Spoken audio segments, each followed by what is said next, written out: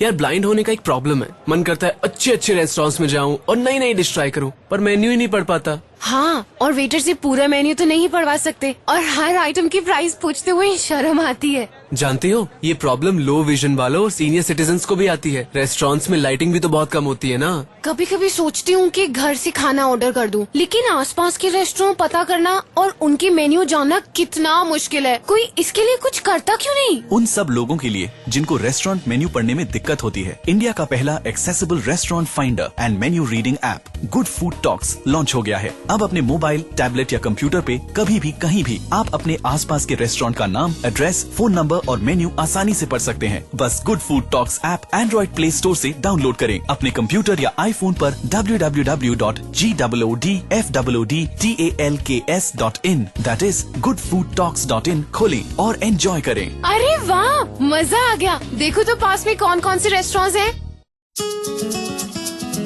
मैं हूँ किरण बेदी, हमेशा सुनो रेडियो उड़ान। आज ही अपने मोबाइल फोन पर ऐप स्टोर या फिर प्ले स्टोर से डाउनलोड कीजिए रेडियो उड़ान का ऑफिशियल ऐप या फिर लॉग इन कीजिए www.radioudan.com। सुनते रहिए रेडियो उड़ान, अ फ्लाइट ऑफ लाइफ।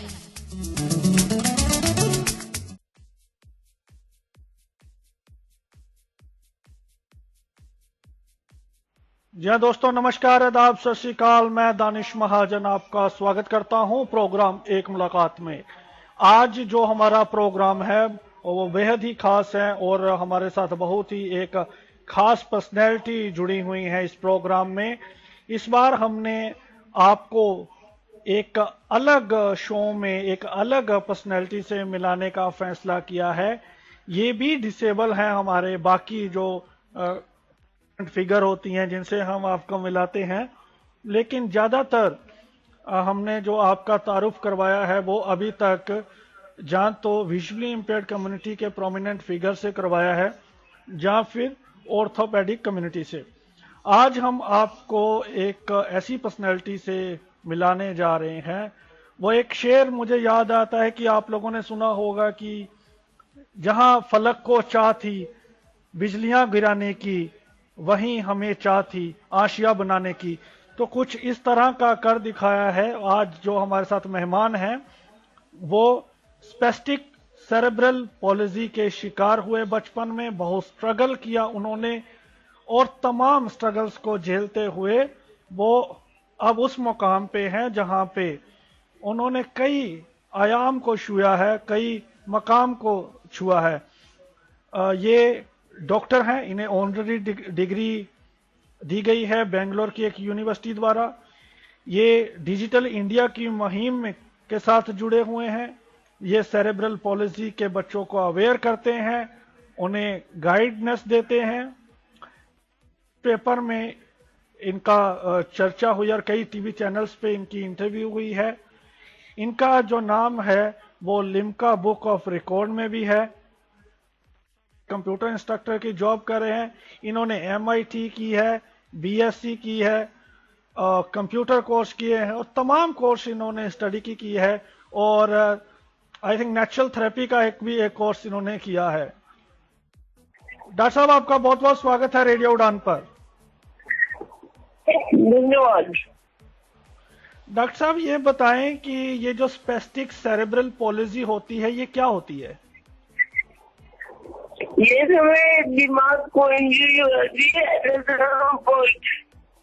पैदा होते समय दिमाग में इंजरी होती है, फिर बॉडी कंट्रोल नहीं कर पाते हैं, इससे बॉडी का मूवमेंट ठीक से नहीं हो पाता है, इसलिए उसी को सेरेब्रल बोलते हैं। डॉक्टर साहब, ये आपको बाय बर्थ है? हाँ, बाय बर्थ है। तो जब आप होश में आए, जब एक अरसा बीता और आपने होश संभाला, तो किस तरह का एटीट्यूड था आपके आसपास के लोगों का? और घर वाले आपके जो निसंदेह घर वाले भी थोड़े वरीड होंगे, तो किस तरह का एटीट्यूड था? घर वालों ने मेरे बहुत साथ दिया, उनके साथ जीवन में हजर नहीं पहुंच पाता। मेरे माता पिता ने बहुत साथ दिया है। तो जब बचपन में कैसा माहौल था जब आपने होश संभाली? मैं आपकी कुछ इंटरव्यूज देख रहा था, तो उसमें आपको बहुत स्ट्रगल करना पड़ा है। आपने बताया कि कुछ लोग आपको पागल कहते थे, कुछ लोग आपको कहते थे ये दिमागी तौर पे ठीक नहीं है, और आप उसे इग्नोर करते थे। एक बड़ा दर्दनाक वो एक पीरियड था, तो उस पीरियड का हमारे साथ थोड़ा शेयर करें, और आपने उस पीरियड को कैसे ओवरकम किया? मैं को शेयर करना चाहता नहीं हूँ, क्योंकि वो बहुत मतलब उनको सोचिए बहुत खराब लगता है। मैं सोचता हूँ वैसे होने नहीं चाहिए।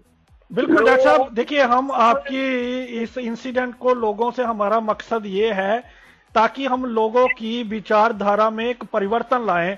हम लोगों को ये बताएं कि इस तरह से भी सोसाइटी में लोग हैं जो इस तरह से बिहेव करते हैं।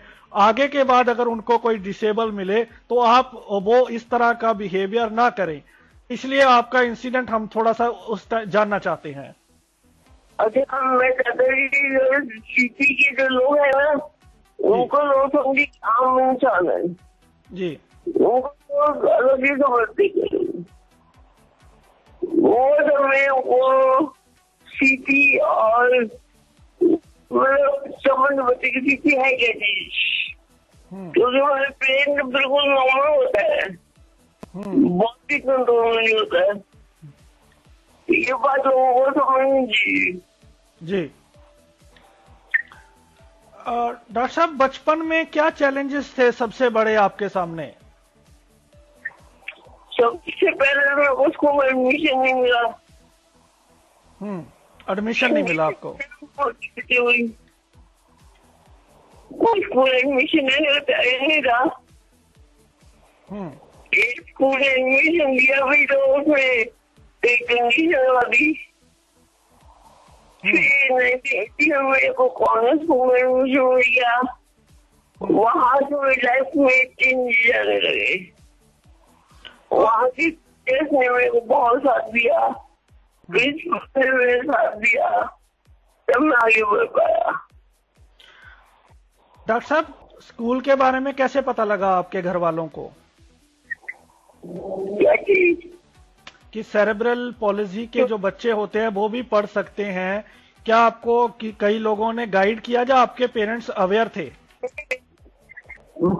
मेरे पेरेंट्स को मैं नहीं डाला थे, वो मेरे को नॉर्मल स्कूल में डाला जाते थे। आज में हमने जो भी गैजेट मिली वो एक्सपीरियंस ही मिली। उस समय डॉक्टरों को नहीं मालूम था सेरेब्रल होती क्या है। जिस समय में पहले वाला 1974 में डॉक्टरों को पता नहीं था कि सेरेब्रल क्या चीज है। अच्छा। डॉक्टर तो मंजरी दादर है डॉक्टर। तो जब आप एडमिशन लेने स्कूल्स में जाते थे तो क्या कहते थे, क्या कह के मना करते थे? ये जाएगा, ये लोग तंग करेंगे, बढ़ नहीं पाएगा। तो आपने इस चैलेंज को कैसे लिया? आपने घर पे भी आपको आपके पेरेंट्स पढ़ाते थे, किस तरह से इस चैलेंज को आपने लिया? मेरे पेरेंट्स ने ऊपर आया, स्कूल में बड़ी मुश्किल मुझे मिला। एक वो भी बड़ी कंडीशन वालों। तो उस टाइम पे जो सोसाइटी का जो एटीट्यूड था बहुत दयनीय था। हाँ, वो तो तब तो बहुत खराब था, क्योंकि लोग समझ लो पता नहीं होता कि जरूरत है क्या चीज। तो फिर एक बार आपने पढ़ना शुरू किया तो उसके बाद आपने डिग्रीज की झड़ी लगा दी, एक के बाद एक डिग्रीज आपने की।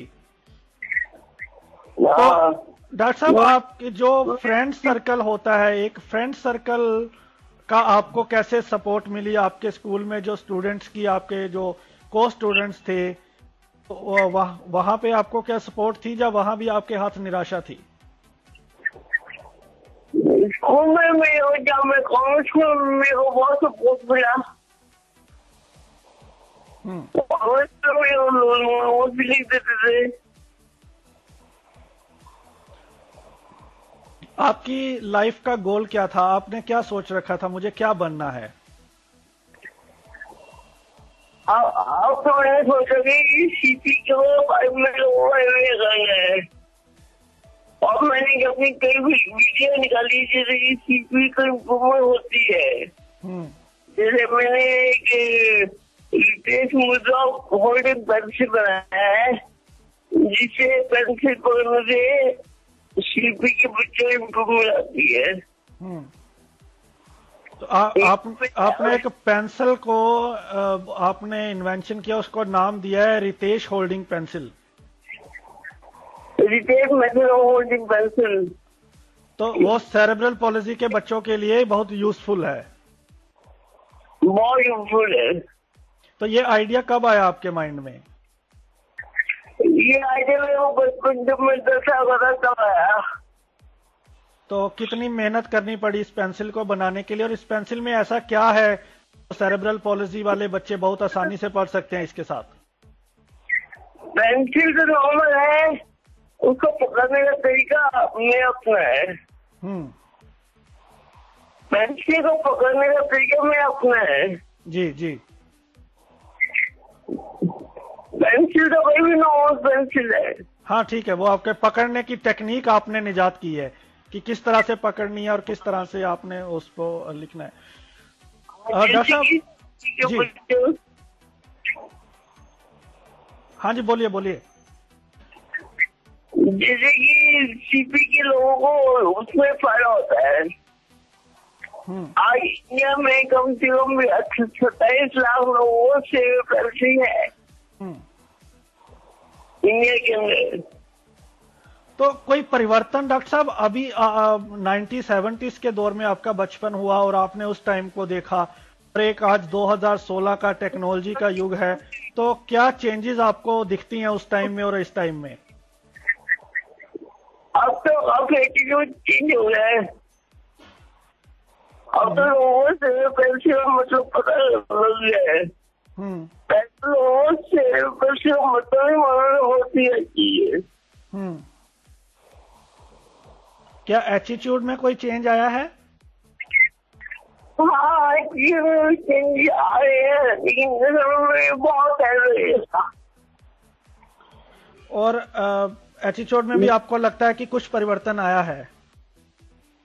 हाँ, लेकिन मैं चाहता हूँ कि जो बच्चों को पढ़ाते थे बचपन से जी, उनमें हमको स्कूल में बताना चाहिए डिसेबिलिटी के बारे में। जी जी जी, उसका हम हमेशा से मुद्दा उठाते रहे हैं कि डिसेबिलिटी डिस्कोर्स स्कूलों में पढ़ाना चाहिए और लोगों को अवेयर करना चाहिए। क्या टेक्नोलॉजी ने कोई अपना रोल अदा किया है सीपी के चिल्ड्रन को, उनके लिए मददगार हो सके? मैंने अपना ब्लॉग बनाया है जिसमें कि सीपी के लोगों के लिए कई वीडियो दी हुई है जिसे अपने इम्प्रूवमेंट कर सकते हैं। नहीं, टेक्नोलॉजी ने क्या सेरेब्रल पॉलिसी के जो स्टूडेंट हैं, चिल्ड्रन हैं, क्या उनके लिए टेक्नोलॉजी वरदान साबित हुई है? हाँ। कैसे, थोड़ा सा बताएं लिसनर्स को कैसे? मैंने जब मेरे को नौकरी नहीं मिली थी, कंप्यूटर से अपना सेंटर चलाया है, मैंने पढ़ाया है, वैसे अपना जो अपॉर्चुनिटी भी क्रिएट कर सकते हैं। नमस्कार दोस्तों, आप सुन रहे हैं प्रोग्राम एक मुलाकात, जिसमें आज हमारे साथ एक बहुत ही खास मेहमान है। ये है डॉक्टर रितेश सिन्हा, जो कि हरियाणा के करनाल शहर से हैं। जन्म से ही इनको स्पैस्टिक सेरिब्रल पॉलिसी थी। स्पैस्टिक सेरिब्रल पॉलिसी वो कंडीशन होती है दोस्तों, जिसमें एक इंसान को अपने मसल्स मूव करने में प्रॉब्लम होती है। उनके मसल्स इतने स्टिफ हो जाते हैं कि उनकी मूवमेंट बहुत ही रिस्ट्रिक्टेड हो जाती है। ऐसे इंसान को 1-2 कदम चलना भी बहुत मुश्किल होता है, और इसके साथ साथ उनकी बोलने में भी बहुत प्रॉब्लम होती है। वो ठीक से बोल भी नहीं पाते। ऐसी ही एक प्रॉब्लम का शिकार हुए थे ये डॉक्टर रितेश सिन्हा, जिनको बचपन से ही स्पैस्टिक सेरेब्रल पॉलिसी थी। इनको अपने लिम्स मूव करने में बहुत प्रॉब्लम होती थी, यानी कि इनके लिए 1-2 कदम चलना भी बहुत मुश्किल था। इन सभी प्रॉब्लम्स, इन भी मुश्किलों का सामना करते हुए इन्होंने जिंदगी में उन ऊंचाइयों को छुआ, उस मुकाम तक पहुँचे जहाँ एक आम आदमी भी पहुँचने की सोच नहीं पाता। बचपन में ये बोल भी नहीं पाते थे, पर इन्होंने वॉइस थेरेपी करवाई। उसी के कारण आज ये हमारे साथ इस शो में हैं और हमारे साथ अपने एक्सपीरियंसेस शेयर कर पा रहे हैं। डॉक्टर रितेश सिन्हा, जिनको करनाल में कोई स्कूल भी एडमिशन नहीं दे रहा था उस समय, वो ही करनाल के लिए एक वरदान साबित हुए। उन्होंने एक अपना कंप्यूटर सेंटर खोला और वहाँ के बहुत सारे बच्चों को, जिनको कंप्यूटर क्या है ये भी नहीं पता था, उनको कंप्यूटर से अवेयर कराया। इन्होंने अपनी स्कूलिंग एक कॉन्वेंट स्कूल से की, उसके बाद रेगुलर कॉलेज जाके बीएससी की डिग्री ली और उसके बाद इन्होंने कुरुक्षेत्र से PGDCA किया। ये एक कॉरेस्पॉन्डेंस कोर्स था। ये एक कंप्यूटर का डिप्लोमा कोर्स होता है। फिर इन्होंने कंप्यूटर का कोर्स इग्नू से भी किया और फिर कंप्यूटर में मास्टर्स की डिग्री भी हासिल की। एक बार जो इन्होंने अपनी पढ़ाई शुरू की तो इन्होंने डिग्रियों की जैसे छड़ी ही लगा दी और ये सब कुछ संभव हो पाया कंप्यूटर की मदद से। कंप्यूटर या टेक्नोलॉजी जो इनके लिए एक वरदान साबित हुआ, जिसकी वजह से ये पढ़ाई कर पाए और जिंदगी में आगे बढ़ पाए। इनको मूवमेंट में बहुत प्रॉब्लम होती थी, इसलिए ये व्हील चेयर पे जाते थे। कहीं भी जाने आने के लिए इनको अपने माता पिता का सहारा लेना पड़ता था। वो ही इनको स्कूल छोड़कर आते थे और स्कूल से लेकर भी आते थे। इस परेशानी से इजाद पाने के लिए इन्होंने खुद कंप्यूटर की मदद से अपनी एक ट्राई साइकिल इजाद की। ये ट्राई साइकिल इजाद करने के बाद तो जैसे इनके पंख ही लग गए और फिर इन्होंने जो सफलता का सफर शुरू किया वो आज तक भी रुका नहीं है। इसके बाद वो कॉलेज अकेले इंडिपेंडेंटली इसी ट्राई साइकिल पर जाने लगे और उन्होंने एक NSC कैंप में कंप्यूटर एजुकेशन भी दी। तब भी वो अकेले ही जाते थे। अब वो काफी इंडिपेंडेंट और अच्छा फील करते थे। इन शॉर्ट उनके तो जैसे पंख ही लग गए और सबसे खुशी की बात ये थी कि वो उनकी अपनी इनोवेशन थी। इस सब नॉलेज को जो उन्होंने गेन की अपने तक नहीं रखा, बल्कि अपने सारे ज्ञान को उन्होंने बांटा। जिसको भी जरूरत थी इन्होंने कंप्यूटर सिखाया, साथ साथ कंप्यूटर सेंटर भी खोला जहां पर करनाल में बहुत सारे बच्चों को एजुकेट किया। इस बीमारी से, इस कंडीशन से लड़ना एक्चुअली बहुत मुश्किल रहा होगा। बहुत ही कम लोग होते हैं जो इस सब से बाहर निकल पाते हैं और डॉक्टर सिन्हा उन्हीं में से एक थे। चलिए एक छोटा सा ब्रेक लेते हैं, उसके बाद हम डॉक्टर सिन्हा की माँ से बात करेंगे और जानेंगे कि एक माता होने के नाते उनको कैसा महसूस हुआ और उन्होंने ये सब कुछ कैसे हैंडल किया। बने रहिए रेडियो उड़ान फ्लाइट ऑफ लाइफ के साथ। Stay tuned.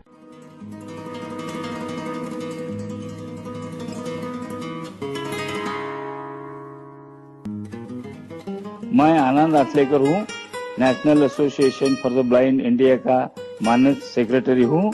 मैं आप सबका उड़ान चैनल पे स्वागत करता हूँ।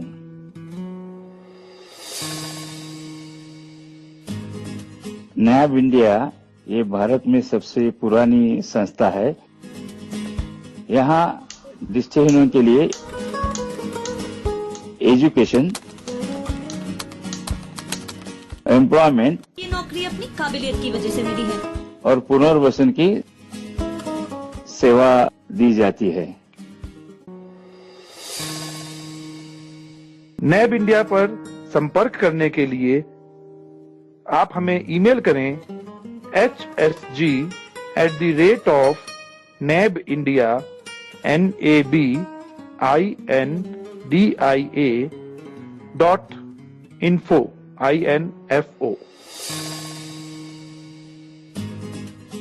आप कॉल कर सकते हैं 022-6683-8637।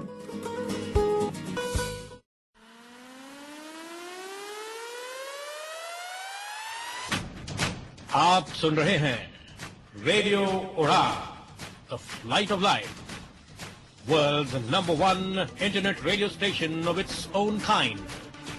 सुनते रहिए और एंजॉय कीजिए रेडियो उड़ान।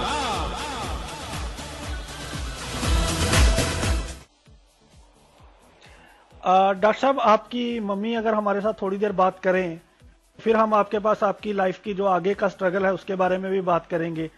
तो क्या मैं बोलता हूँ, एक मिनट मम्मी आ रहे हैं, एक मिनट रुकिए। जी जी जी हेलो जी मैम, गुड इवनिंग। मैं दानिश हूँ, रेडियो उड़ान से आपका बहुत बहुत स्वागत है प्रोग्राम एक मुलाकात में।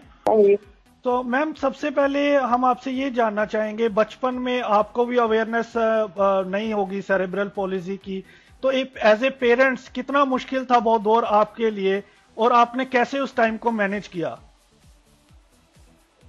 ऐसा है कि जब पैदा हुआ ये तब first pregnancy first delivery first हमें तो कुछ पता नहीं लग रहा था। डॉक्टर ने प्रॉपर गाइडेंस नहीं दिया था। He was new baby born हुआ था, तो हमें पता नहीं था क्या है न्यू बेबी। तो उसके बाद धीरे धीरे सप्लीन भी नहीं करता था, दूध नहीं पीता था, घंटों हम लेके पूरा दिन दूध पिलाते रहते। फिर डॉक्टर के पास हम लेके जाते थे, यहाँ ये करना छोटी सी जगह है, तो डॉक्टर कहते हैं कि आप इनको बिठाते नहीं होंगे, तो बैठता नहीं है। Ultimately at the age of 11 month हमें पता लगा, पहले तो लोग कहते थे कि मेंटली रिटार्डेड है ये। उसके बाद हमें पता लगा कि सेरेब्रल पॉलिसी है इसको। तो मैनेजमेंट तो इसका हमें बहुत मुश्किल होती थी। जगह भी छोटी है जहाँ हमें फिजियोथेरेपिस्ट या डॉक्टर से हमें नहीं मिले जो प्रॉपर गाइडेंस कर सके। तो हम इसको लेके एम्स में, सफदरजंग हॉस्पिटल, अपना गुजरात ये पैदाइशी गुजरात का है, तो वहाँ भी जहाँ जहाँ हमें फिजियोथेरेपी ये अच्छे तो वहाँ हम जाके खुद सीखते थे, उसको सीख के फिर इसको कराते थे जी। तो हमें कहना चाहिए कि प्रॉपर एज से प्रॉपर गाइडेंस नहीं मिला जितना मिलना चाहिए था। तो स्पीकिंग में, वॉकिंग में हो सकता है अगर मिलता तो ये मच बेटर इससे भी ज्यादा अच्छा होता है। तो मैम आपको जब इनको एडमिशन नहीं दी गई थी, स्कूल में नहीं देते थे, वो भी एक बड़ा टफ टाइम था आप लोगों के लिए, तो कैसे कन्विंस किया फिर टीचर्स को आपने? कन्विंस हम तो यहाँ करनाल के जितने स्कूल जाते थे वो एक स्कूल जाते थे तो कहते थे हम एडमिशन ले जाएंगे, क्योंकि हो सकता है गिर जाएगा, कुछ हो जाएगा। तो एक स्कूल वाले ने कन्विंस कहा कि हम एडमिशन देंगे विद द कंडीशन कि आप उसकी बहन को भी हमारे स्कूल में एडमिशन देंगे। तो उसकी बहन थी तो हम दोनों का एडमिशन वहाँ करवाया, दैट कंडीशन पे उन्होंने एडमिशन दिया था। लेकिन वहाँ पे भी उसका या ना एक बहुत अच्छे से ट्रीट नहीं करते थे, ये तो हमें किसी का एडमिशन मिला। बाद में इसको थर्ड के बाद इसको कॉन्वेंट स्कूल में international year of the disable था 1980 में international year of the disable था। हम इसको कॉन्वेंट स्कूल में शुरू से एडमिशन दिलाना चाहते थे, लेकिन पहले होने तैयार हुए। तो इसमें जब हम लेके गए तो प्रिंसिपल सिस्टर ग्रेस मारिया उन्होंने कहा कि ऐसा कि आप इसको 3-4 दिन हमारे स्कूल में रखिए, हम उसको थर्ड स्टैंडर्ड में बिठाएंगे। अगर पीछे कन्विंस हो जाती है कि हाँ ये पढ़ सकता है यहाँ पे, तो फिर हमारे इसको एडमिशन जरूर देंगे। तो 4 दिन के बाद हमारे पास फोन आ गया कि हाँ आपको देखिए तो हमने एडमिशन दिया। तो वहाँ टीचर्स के कॉपरेशन से और फ्रेंड्स के कॉपरेशन से ये इन्होंने वहाँ 10th तक इससे वहाँ पढ़ाई की। 10th इसमें भी राइटर का बहुत प्रॉब्लम होता है, नाइन्थ तक तो अपने आप कुछ लिख लेता था, बड़े बड़े अक्षरों में लिखता था, लेकिन वो टीचर समझ जाते थे। तो 9th तक चला। 10th में CBSE बोर्ड था, और CBSE बोर्ड जनरली ऐसे बच्चों को दूसरी राइटर दे देते राइटर, तो इसकी स्पीच क्लियर नहीं थी, तो हम चाहते थे सिस्टर उसकी राइटर बने। तो सिस्टर को राइटर बनाने के लिए बिकॉज ब्लड रिलेशन परमिटेड नहीं है, तो हमें 2-3 महीने लगे उनको कन्विंस करने में कि दोनों निकले। बाद में उसकी सिस्टर को मार्च में एग्जाम था, फरवरी में हमें पता लगा कि उसकी कैन बी राइटर। तो उसका हमें 10th से राइटर मिला। प्रैक्टिकल भी इस तरह के बच्चों को नहीं होता है जनरली, लेकिन इसमें प्रैक्टिकल वगैरह भी सारा किया है। फिर एक बार हमें राइटर मिल गया तो हमें आगे हमारा थोड़ा इजी हो गया जी। आज अब ये सक्सेसफुल हैं अपनी लाइफ में, एक वो समय आपने गुजारा और आपकी मेहनत सफल हुई। रितेश साहब आजकल टीवी में छाए हैं, हर जगह इनके चर्चे हैं और उस सोसाइटी में काम भी कर रहे हैं। आज आप कितना गौरवान्वित महसूस करती हैं? हमें बहुत अच्छा, मैंने देखिए शुरू से भी हमने ये नहीं सोचा था कि हमारे को बन जाना, हमने ये सोचा था कि ये हमें ईश्वर ने हमें दिया है, हमें ये काम करना है। तो मेरे से भी ज्यादा इसके फादर ने बहुत ज्यादा मेहनत की इसके पीछे, इसके सिस्टर ने किया है। मैं अभी में बहुत अच्छा लगता है कि चलिए हमने मेहनत की और लोगों ने भी इसका सहयोग रहा। ये हमने कह रही हमने किया, उनके टीचर्स का और ग्रेजुएट्स का सबका सहयोग रहा। अब ऊपर वाले की कृपा से ये अपने जॉब में भी सेटल हो गया और इन सब कामों को टीवी वगैरह में आता है, देखते हैं तो हमें बहुत अच्छा लगता है। और चाहते कि ये देखेंगे तो और भी बच्चे इनके जैसे होंगे, जो पेरेंट्स होंगे उनको भी थोड़ा प्रोत्साहन मिलेगा कि हम भी अपने बच्चों को थोड़ा ज्यादा कोशिश करें कि वो आगे बढ़ सके। आप क्या मैसेज देंगी लोगों को? रितेश साहब कहते हैं कि एक जो सबसे दर्दनाक पीरियड था लोगों का एटीट्यूड, तो क्या आपको लगता है कि अभी वो बदला है कुछ हद तक, और आपका लोगों को क्या मैसेज रहेगा? वैसे लोगों का एटीट्यूड जो है मुझे नहीं लगता कि इतना बदला। हो सकता है 1-2% बदल गया हो, एटीट्यूड अभी भी बहुत ही पैथेटिक है। एटीट्यूड लोगों का जिनका है, अपना बच्चा है, वो तो थोड़ा अलग बात है। अदरवाइज नॉर्मल आदमी का कोई एटीट्यूड में बेचारा, ये जो शब्द होता है अगर मेरे से तो मिलेगा तो सर आपका नसीब है, बेचारे आप, बेचारा बच्चा, ये लोगों का अभी भी रिएक्शन यही होता है। लेकिन जो कुछ पढ़े लिखे हैं, कुछ उनको समझ में आ रहा है तो नहीं ऐसे बच्चे कुछ करने तो देन दे आर एनकरेजिंग, क्योंकि अभी अवेयरनेस की बहुत ज्यादा जरूरत है। लोगों को समझने की जरूरत है कि ये इसमें इनको भगवान ने एक कमी दी है तो और बहुत कुछ दिया है जो इसको हम आगे बढ़ा सकते हैं या आगे बहुत कुछ कर सकते हैं।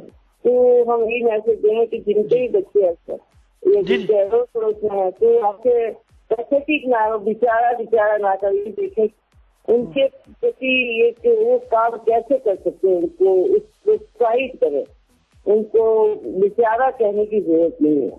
मैं लास्ट सवाल आपसे ये है कि लीगल लड़ाई भी लड़ी इन्होंने अपनी जॉब को लेके, वहां भी आप लोगों ने बहुत सपोर्ट किया, तो क्या कुछ डर था कि हमें लीगल नहीं लड़ना है?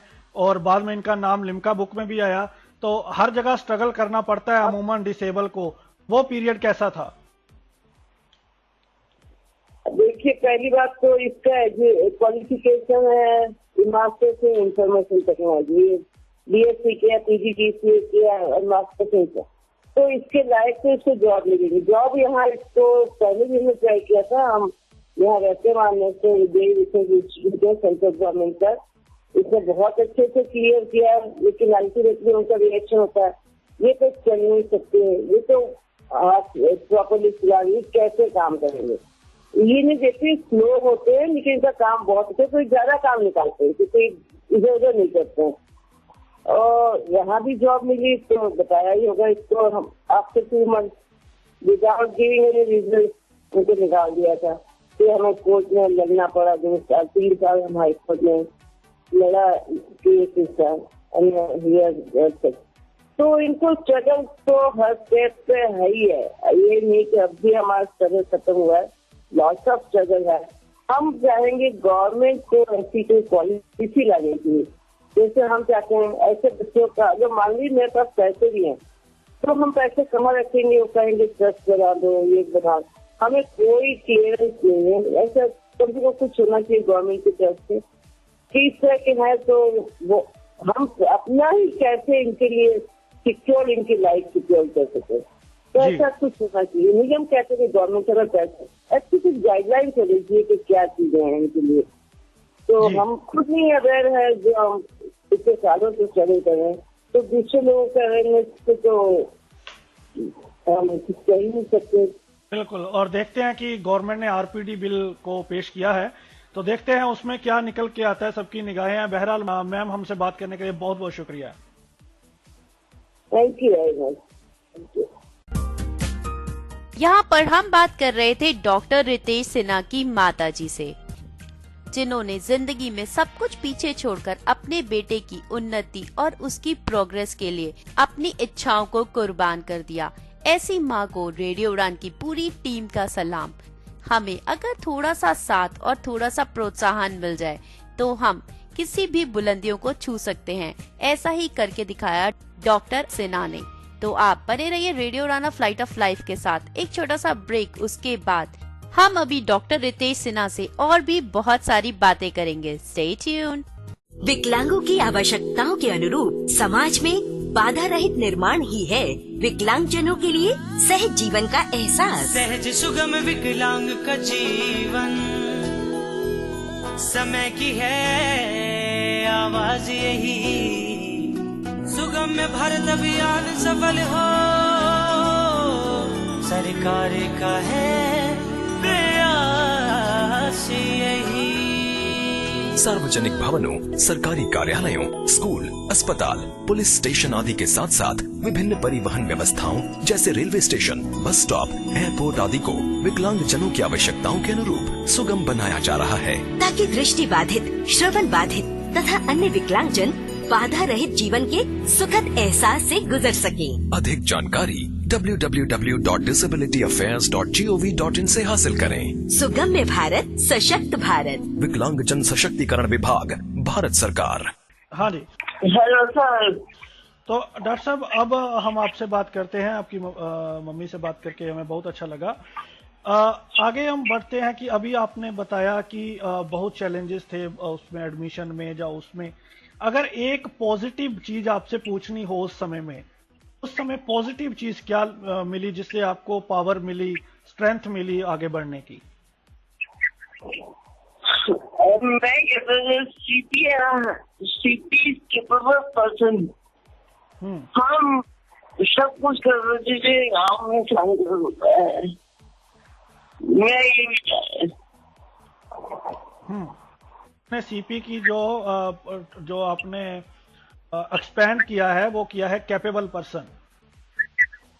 डॉक्टर साहब, आपका हाई कोर्ट में टेस्ट हुआ, पहले शख्स थे जिनका वहां पर एबिलिटी टेस्ट हुआ, तो क्या टेस्ट हुआ वो थोड़ा सा उस इंसिडेंट के बारे में बताएं। जैसे आपकी मम्मी ने बताया कि आपको जॉब से निकाल दिया और फिर आप हाई कोर्ट में चला।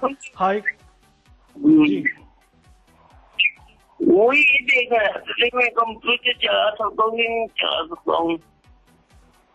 मैं कंप्यूटर चलाने का टेस्ट हुआ, मैं काम कर सकता हूँ, नहीं कर सकता हूँ। तो जब आप केस जीत गए, फिर आपका लिम्का बुक में भी नाम आया, पहले व्यक्ति बने जिन्होंने हाई कोर्ट में जिनका टेस्ट हुआ, एबिलिटी टेस्ट। तो इस जो आप सारा स्ट्रगल कर रहे थे, कोई ऑर्गेनाइजेशन का सहारा आपको मिला? तो वो सारा इंडिपेंडेंट लड़ाई थी आपकी? अपने बलबूते पे किया है। डॉक्टर साहब, जब आप केस जीत गए तो आप जो आपकी डिपार्टमेंट था, जीतने के बाद वहां के लोगों का एटीट्यूड कैसा था और अब कैसा है? ठीक है, उनको पता है मैं काम कर सकता हूँ। कभी बाद में उन्होंने आपको तंग करने की कोशिश की? क्या बाद में कभी उन्होंने आपको तंग करने की कोशिश की? नहीं। ओके, सो डॉक्टर साहब, आपकी मम्मी ने हमें बताया, आपकी माताजी जैसे बता रहे थे कि आप इतनी स्टडी किया, आपने MIT की है, BSc की है, तो आप कौन सी जॉब आप लेना चाहते थे? आपका गोल क्या था? आप क्या बनना चाहते थे? मैंने डिप्लोमा नेचुरोपैथी भी किया हुआ है जी। तो मैं चाहता कि मैं जो भी मैंने वीडियो निकाली हुई है पैरसी के लिए, वो सब लोगों को पता लगे, ताकि जितने भी सीपी है उनसे उनका फायदा हो सके। मैं चाहता हूँ। आप नेचुरल जो थेरेपी है उसमें जाना चाहते थे? हाँ, मैं डिप्लोमा नेचुरोपैथी भी किया हुआ है। तो उसमें तो आप प्राइवेट भी जा सकते थे, आपने क्यों ट्राई नहीं किया? आप अपना क्लिनिक खोल सकते थे।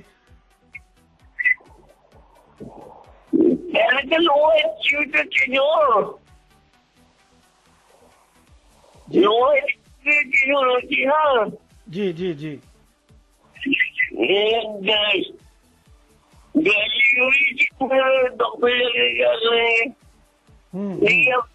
पूछने आते हैं, ऑनलाइन पूछते हैं।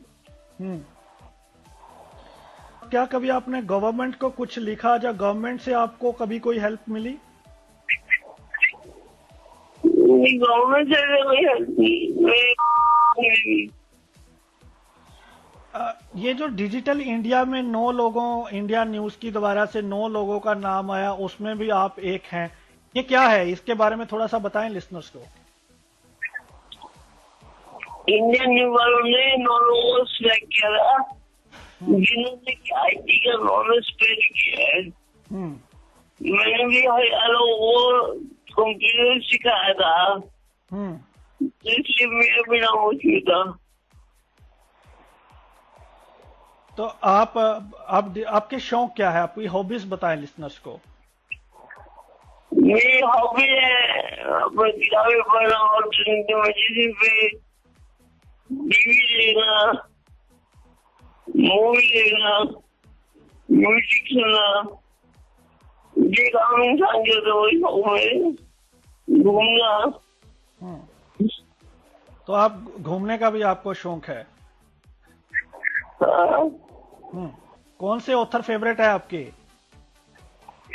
कौन से ऑथर, राइटर? समझ में आया। कौन से लेखक की किताबें पढ़ना पसंद करते हैं आप? मैंने स्ट्रीट मॉडर्न मेडिसिन की गाला की किताबें। आप सुन रहे हैं प्रोग्राम एक मुलाकात विद आरजे दानिश महाजन, और यहाँ पर हम बात कर रहे हैं डॉक्टर रितेश सिन्हा से।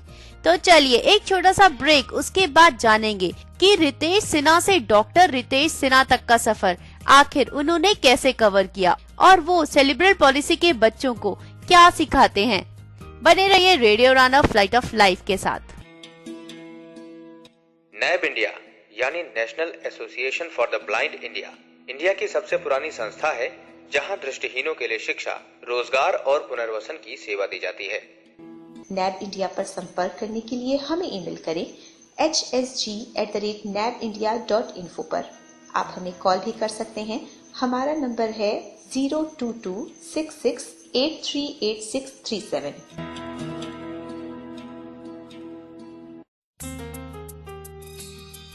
वॉइस फॉर ब्लाइंड क्लब में आप सभी का स्वागत है।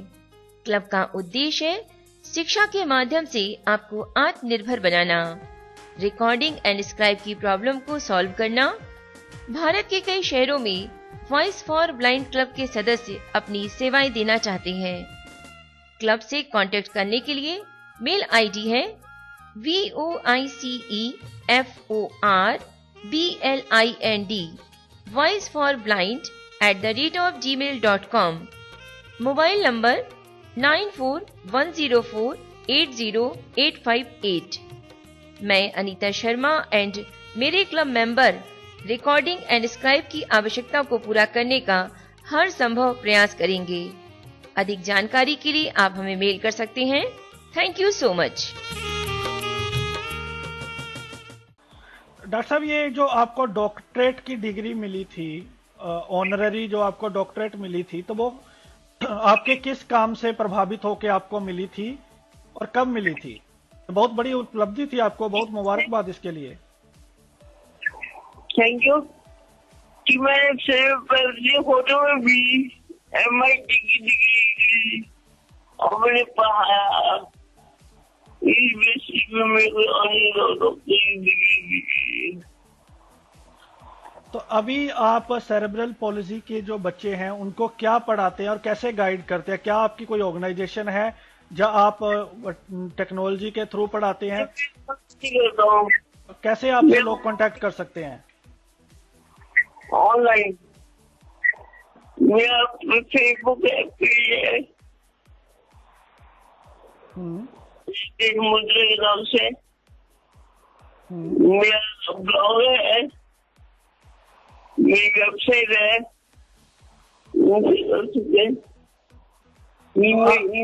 है। तो आप काउंसलिंग करते हैं सबकी?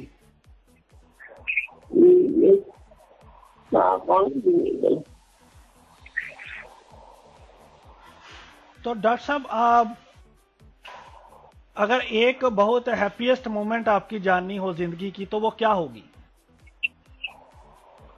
Happiest moment? जी। एक बार मैं कॉलेज में गया वाला अपनी साइकिल पे, तो वहां से मेरे को कहीं और घूमने जाना रहा। तो मैं जब वो घूमने गया 10 किलोमीटर दूर, वो मेरा सबसे हैप्पीएस्ट मोमेंट था लाइफ का। और सबसे अकेले 10 किलोमीटर तक मैं घूम के आया। Very good. अपनी साइकिल पे। साइकिल पे, वो जो मॉडिफाइड साइकिल आपने बाद में बनाई थी। तो ये काफी ये भी एक बड़ा टेक्नोलॉजी के साथ परिवर्तन आया है, इंडिपेंडेंट कर दिया है टेक्नोलॉजी ने। तो डॉक्टर साहब, एक सबसे टची मोमेंट अगर एक जाननी हो आपसे? ये जब मैंने केस जीता था अपना, जब मेरे को पता लगा मैं केस जीत गया हूँ अपने शो का, वो भी सबसे हैप्पीएस्ट मोमेंट था लाइफ का। और सबसे सैड मोमेंट? सैड मोमेंट क्या कहना है आखिर के? सैड मोमेंट गए भावे। अच्छा डॉक्टर साहब, अभी हम थोड़ा सा जनरल बात करते हैं। आज अगर हमें ये जानना हो आपसे कि सेरेब्रल पॉलिसी के चिल्ड्रन को क्या समस्याएं, क्या चैलेंजेस आज उनके सामने हैं और जिसको उन्हें ओवरकम करना है, तो वो कौन सी प्रॉब्लम्स हैं? सबसे मेन प्रॉब्लम होती है कि स्पीच प्रॉब्लम होती है, उसको इम्प्रूवमेंट की। अच्छा, ये सब वायु मुद्रा से हो सकता है।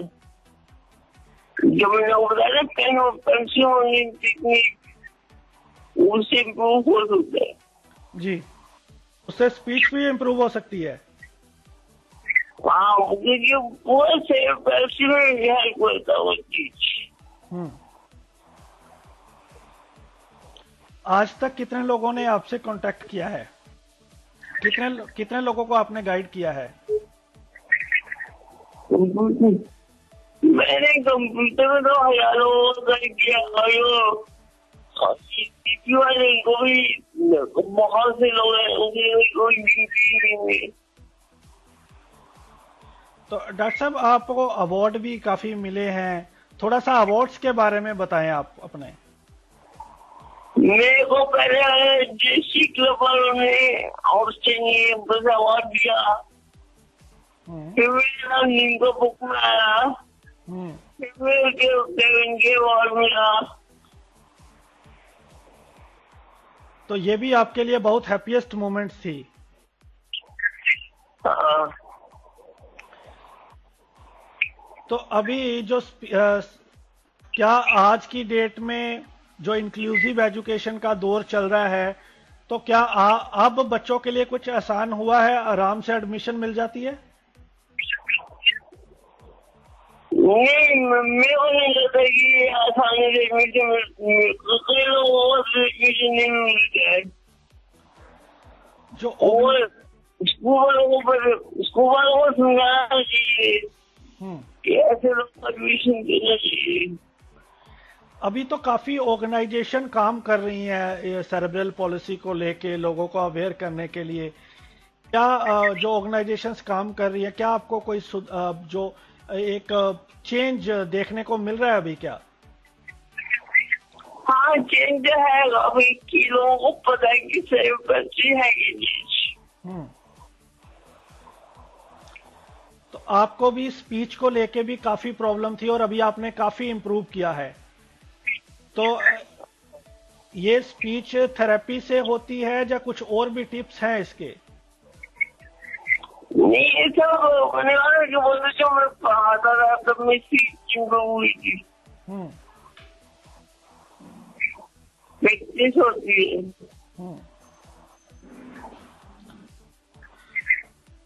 तो थोड़ा सा अब आप अपनी बैकग्राउंड के बारे में बताएं लिसनर्स को, आप कहाँ से हैं?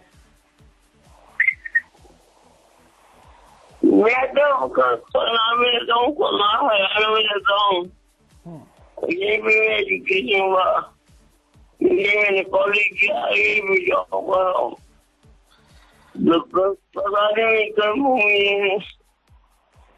Who is your role model doctor साहब? क्या? आपके रोल मॉडल कौन है? मैं रोल मॉडल में बिलीव नहीं करता, क्योंकि यार जो रोल मॉडल सोचते हो क्या अपनी जो क्वालिटी होगी वो भूल जाते हो। तो अपनी जो क्वालिटी उसको इम्प्रूव करो।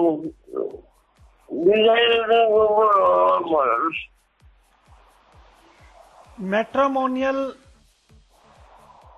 सेरेब्रल पॉलिसी में कितने आते हैं? क्या शादी में काफी इश्यूज आते हैं, लोग अवेयर हैं, कोई रेडी होता है करने में, या इसमें काफी प्रॉब्लम्स आती हैं? शादी तो मैंने कहा एक सीपी होता है, वही गवर्नमेंट शादी ऐसे होता है। जो कहूँ तो कंफर्टेबल है तो मैं ये कह सकती हूँ। मेन चीज होती कंपेटिबिलिटी। नहीं, कंपैटिबिलिटी तो है, लेकिन कई लोग डिसेबिलिटी का नाम सुन के ही मना कर देते हैं। ये कि एक बहुत बड़ा समस्या है बहुत अभी। क्या ये समस्या ज्यादा है सेरेब्रल पॉलिसी की, खास तौर पे फीमेल्स को लेके? मैं मानता हूँ जो मैं जोइन जा रहे हैं तो वहाँ क्लियर करनी चाहिए क्या है क्या नहीं, लेकिन बाद में फिर कोई दिक्कत नहीं करता। जब बंदा सेटिस्फाई होगा तब जो मैंने करेगा, अदरवाइज क्यों कोई। तो डॉक्टर साहब अभी आपकी क्या गोल है लाइफ में? अभी आपने क्या सोच रखा है कि सेरेब्रल पॉलिसी के बच्चों के लिए क्या करना है कुछ और? मैं और भी टेक्निक निकालना और जल्दी से जल्दी इम्प्रूव हो सके। गवर्नमेंट का रोल आप कैसे देखते हैं, और क्या आप गवर्नमेंट के साथ टच में हैं पॉलिसीज बनाने में? गवर्नमेंट को आप अपने सुझाव लिखते हैं स्टेट और सेंटर लेवल पे? गवर्नमेंट को एक कैटेगरी बनानी चाहिए सेरेब्रल की अलग से जॉब के लिए। मैं कहता कि अलग से कैटेगरी बना दे जॉब के लिए, और जॉब लिखने के लिए जॉब सेरेब्रल से वाले लोग कर सकते हैं।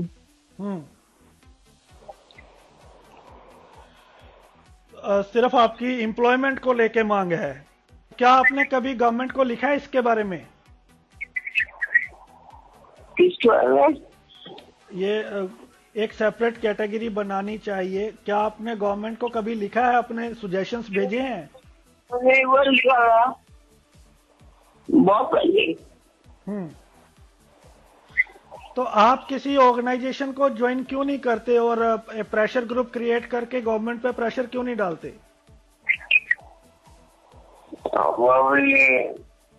मैं पहले अपने दूसरे जो काम है उनको पहले निकालो, कई लोगों को जो पोजीशन वाली हो सके फिर वो भी करेंगे। ये काम स्टेप बाय स्टेप होता है ना। जी जी।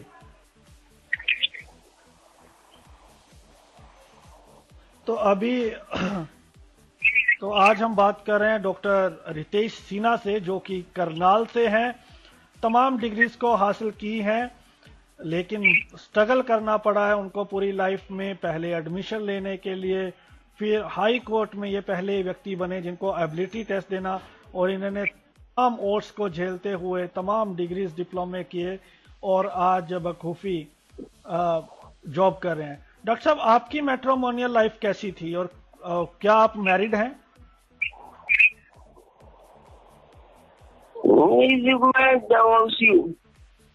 आप डिवोर्सी हैं। क्या डिवोर्स का रीजन सेरेब्रल पॉलिसी था? नहीं, वो अलग ही मैटर था। उस मैटर को मैं अपनी जिंदगी से निकाल चुका हूँ। उसको मैं याद नहीं है, करना। आप उसको याद नहीं करना चाहते? स्टेप कर लिया जो फेस था ही नहीं लाइफ में। कौन से बॉलीवुड स्टार आपके फेवरेट हैं? क्या? कौन से बॉलीवुड स्टार आपके फेवरेट हैं? बॉलीवुड स्टार एक ही है, अमिताभ बच्चन साहब। अमिताभ। कौन से स्पोर्ट्स आपको फेवरेट, आपका कोई फेवरेट स्पोर्ट्स है, आप खेलते हैं? स्पोर्ट्स में इंटरेस्ट नहीं है मेरे को। आपको स्पोर्ट्स में, क्या सेरेब्रल पॉलिसी वाले स्पोर्ट्स में हिस्सा ले सकते हैं? एकदम इंटरेस्ट है नहीं, क्योंकि मेरा दूसरे ही हुआ है ना फील्ड।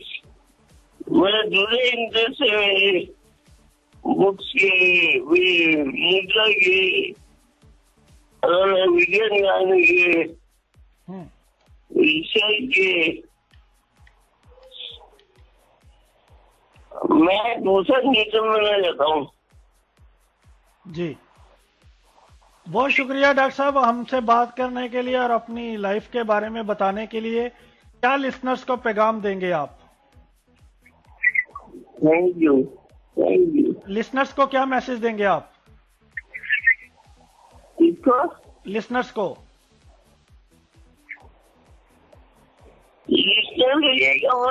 जो सिटी है वो एक कैपेबल पर्सन है, वो हर काम इंसान कर सकता है।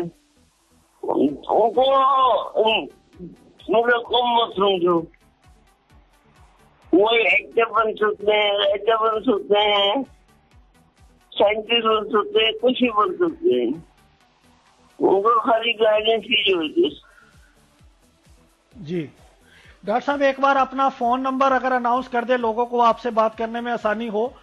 और जो भी सेरेब्रल पॉलिसी अनफॉर्चुनेटली अगर कोई किसी को है, अगर किसी को गाइडेंस चाहिए तो आप डॉक्टर रितेश सिन्हा से बात कर सकते हैं। डॉक्टर साहब, अपनी ईमेल एड्रेस और फोन नंबर एक बार बता दें आप लिसनर्स को। मेरा फोन नंबर है 9468223764 और ईमेल आईडी?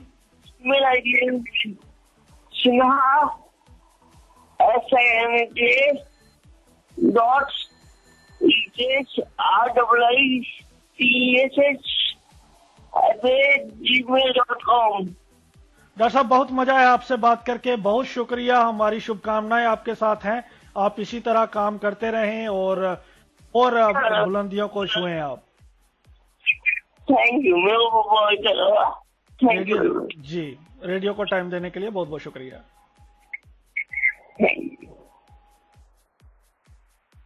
या दोस्तों, तो हम बात कर रहे थे डॉक्टर रितेश सिन्हा से, जिन्होंने तमाम डिफिकल्टीज को पार करते हुए अपनी मंजिल को पाया। और आप इस बहुत इंस्पायरिंग इंटरव्यू थी, आप बहुत कुछ सीख सकते हैं। जिंदगी में हार कभी मत माने, आगे बढ़ते रहें। प्रॉब्लम्स कितनी भी हो, अपने आप चली जाती है अगर आपके हौसले बुलंद हो। बहरहाल रेडियो उड़ान पर तो आपको मिलूंगा किसी और पर्सनैलिटी के साथ। सुनते रहिए रेडियो उड़ान, अगला शो बिल्कुल तैयार है।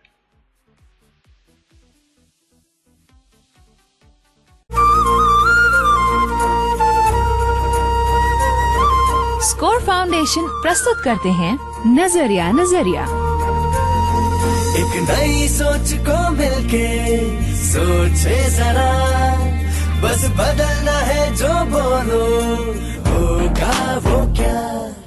नजरिया नजरिया नजरिया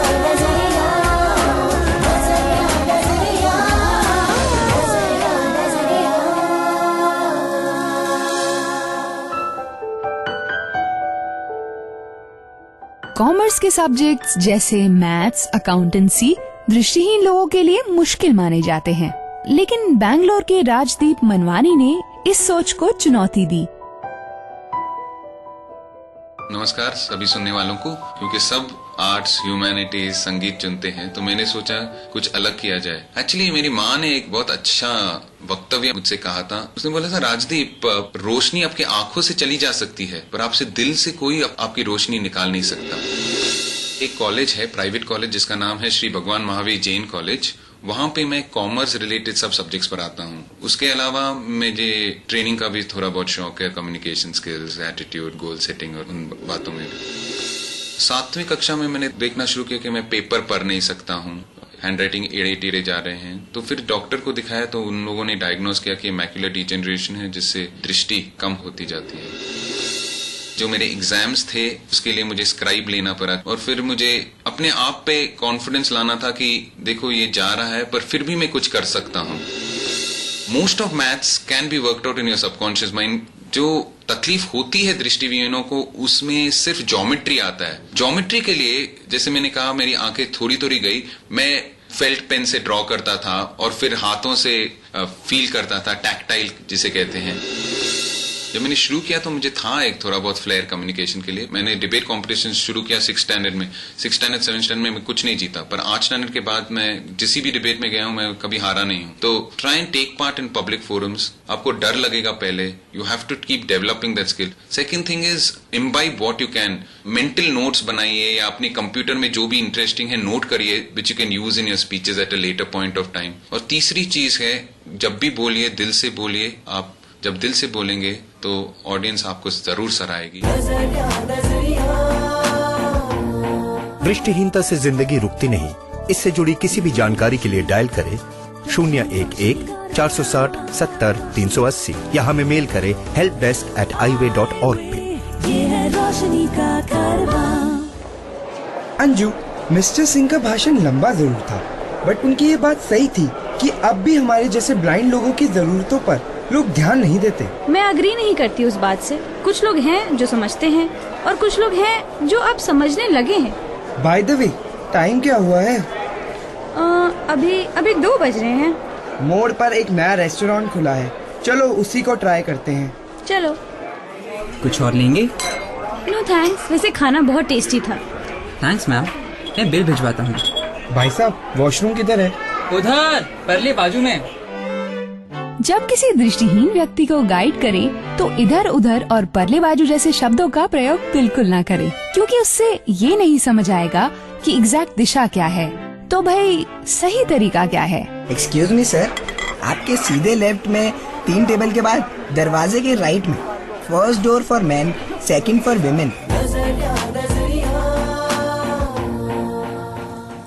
दृष्टिहीनता से जुड़ी जानकारी के लिए हमें ईमेल कीजिए। हमारा आईडी है helpdesk@highway.org या हमें फोन कीजिए। हमारा नंबर है 011-460-70-380। इस कार्यक्रम के प्रस्तुतकर्ता थे स्कोर फाउंडेशन।